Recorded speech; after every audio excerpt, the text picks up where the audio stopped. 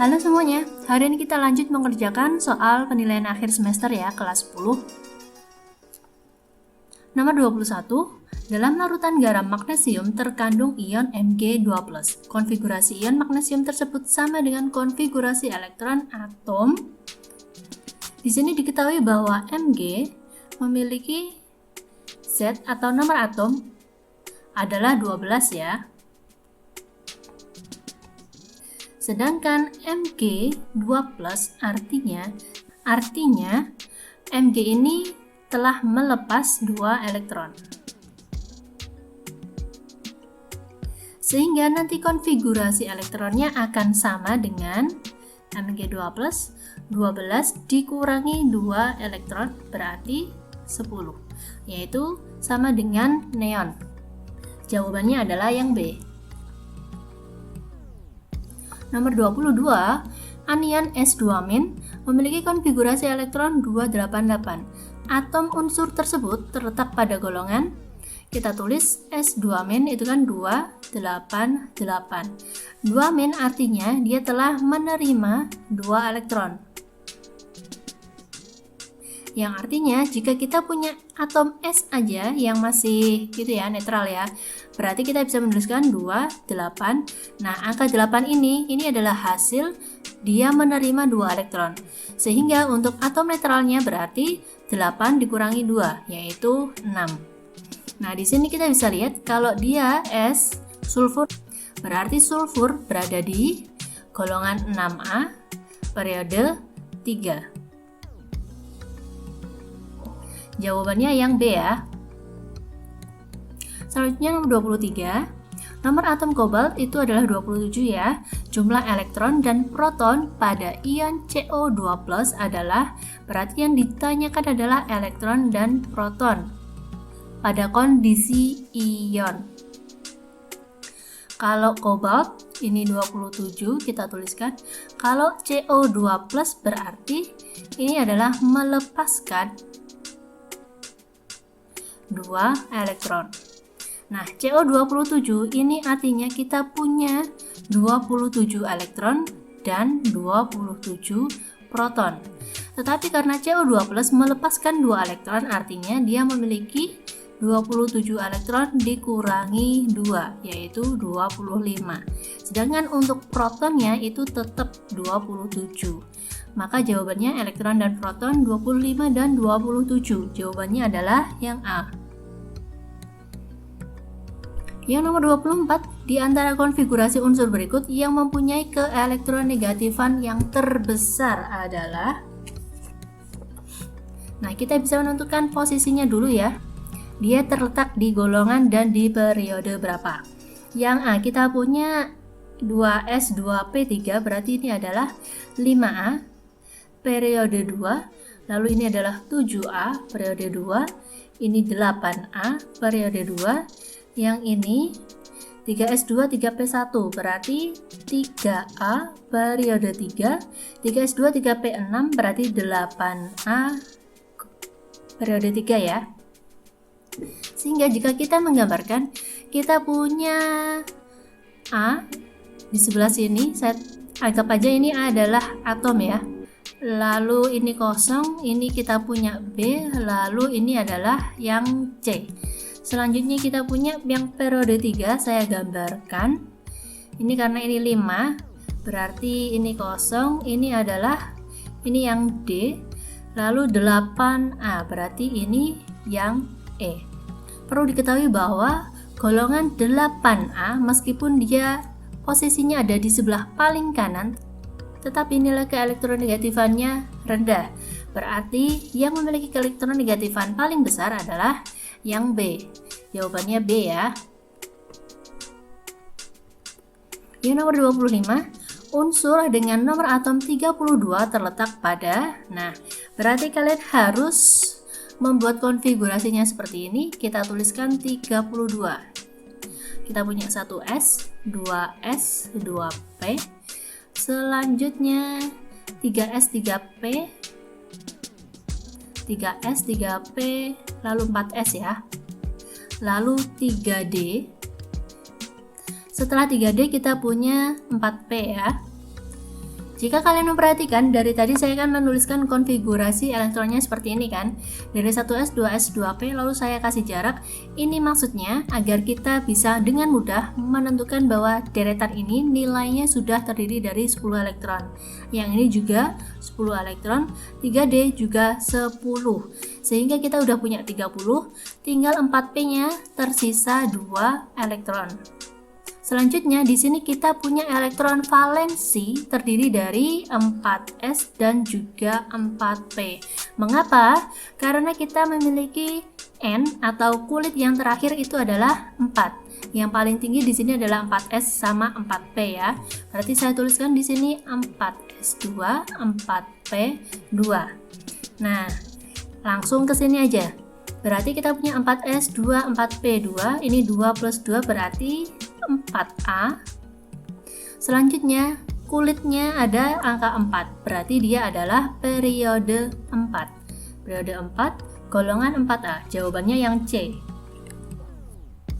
Nomor selanjutnya, nomor 26, pernyataan yang benar untuk unsur kalium nomor atom 19 dan bromin nomor atom 35 adalah.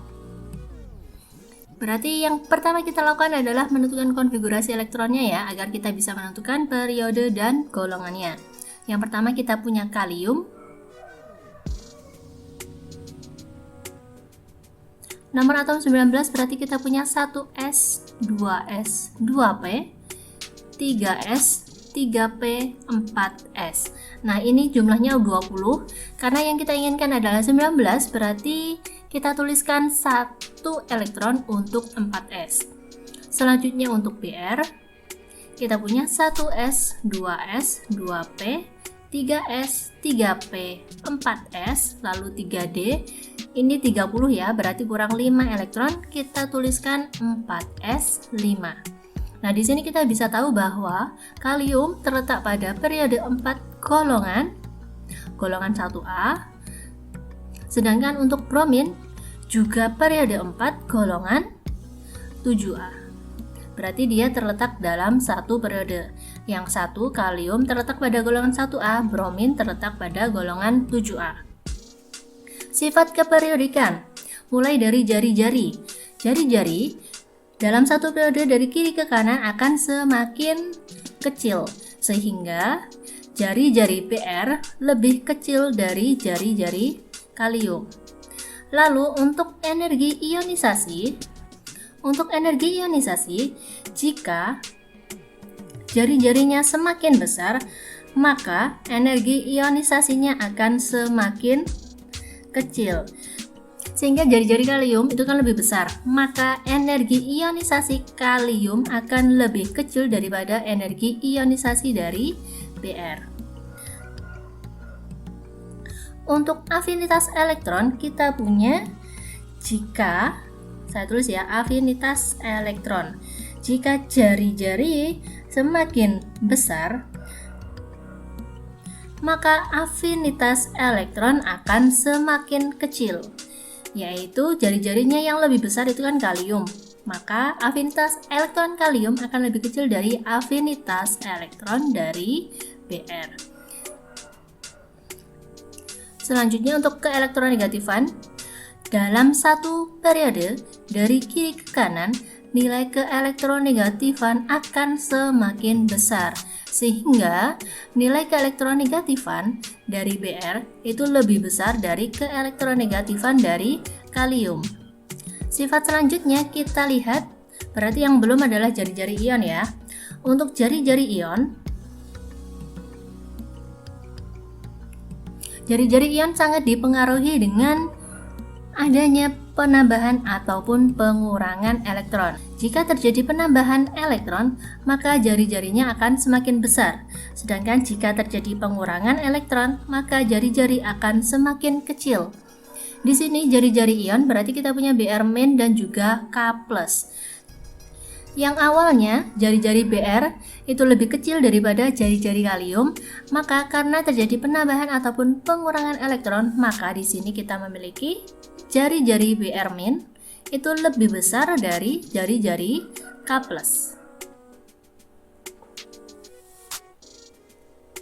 Hal ini juga dibuktikan dengan data bahwa kita punya kalium 196,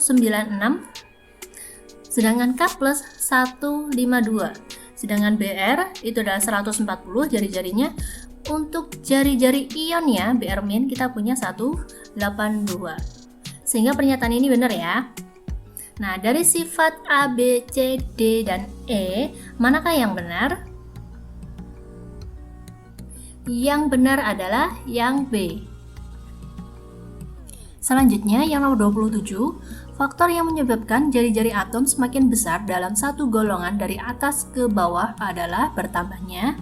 Yang ini gampang banget ya, karena golongan dari atas ke bawah terjadi penambahan kulit. Berarti jawabannya adalah yang B.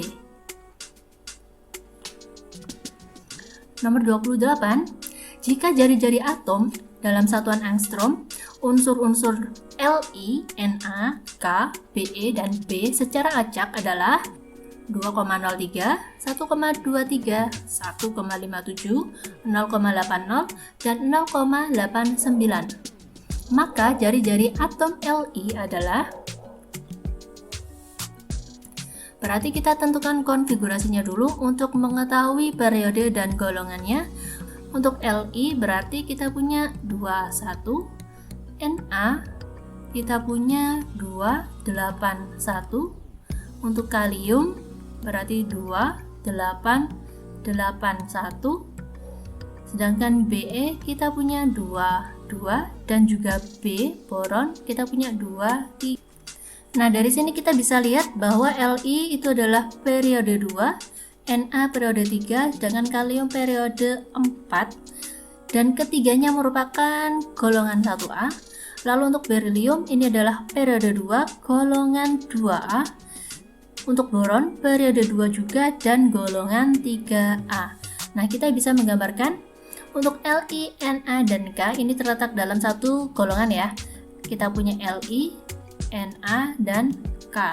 Lalu untuk berilium periode 2 berarti dia sejajar dengan Li, berarti letaknya ada di sini.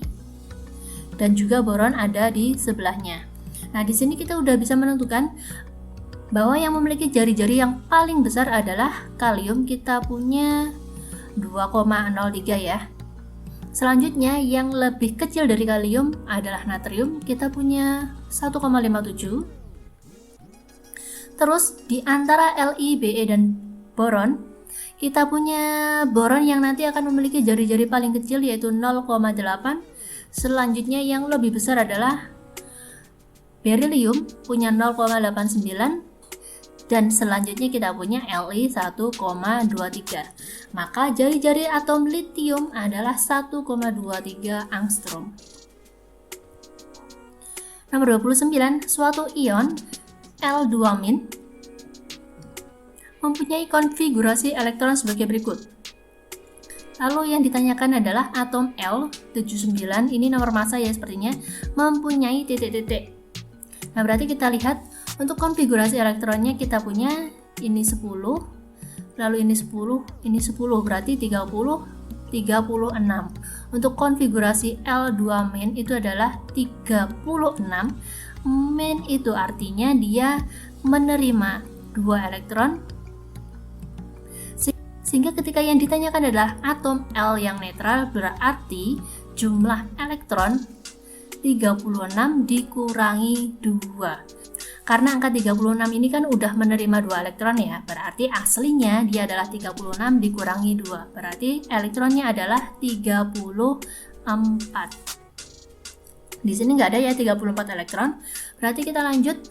Elektron itu akan sama dengan proton, jumlahnya 34, di sini juga nggak ada, berarti kita lanjutkan untuk neutron. Neutron bisa dihitung dari nomor massa dikurangi dengan nomor atom atau jumlah elektron ataupun proton. Kita punya 79 dikurangi 34, berarti hasilnya adalah 45. Berarti neutron 45 jawabannya yang E. Nomor selanjutnya, nomor 30, ion M3+ dari atom M mempunyai konfigurasi elektron Ar3D10. Ingat ya, ini adalah ion M3+. Dalam sistem periodik unsur, M terletak pada, berarti kita tuliskan M3+ itu adalah Ar3D10. Nah, yang ditanyakan adalah konfigurasi dari atom M. 3+ artinya dia telah melepas 3 elektron. Berarti jika kita ingin mengubah ke dalam bentuk M netral ya, berarti kita akan menuliskan AR. Masih ingat ya, sebelum 3D berarti kita memiliki 4s2. Kita tuliskan 3d10. Ini baru 2 kan ya? Baru 2 elektron, berarti masih ada 1 elektron, kita tuliskan 4p1. Untuk menentukan golongan dan periode kita punya 4s2 dan 4p1. Dari sini udah kelihatan banget, ini adalah periode 4. Periode 4 dan golongan 3A. Periode 4 golongan. Nah, hati-hati. Kalian nggak perlu bingung ya jika ini dituliskan golongan 13, 14. Ini artinya golongan 13 itu terletak pada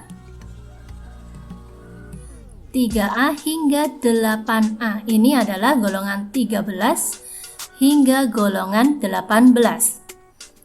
Berarti jawaban yang benar adalah yang D ya.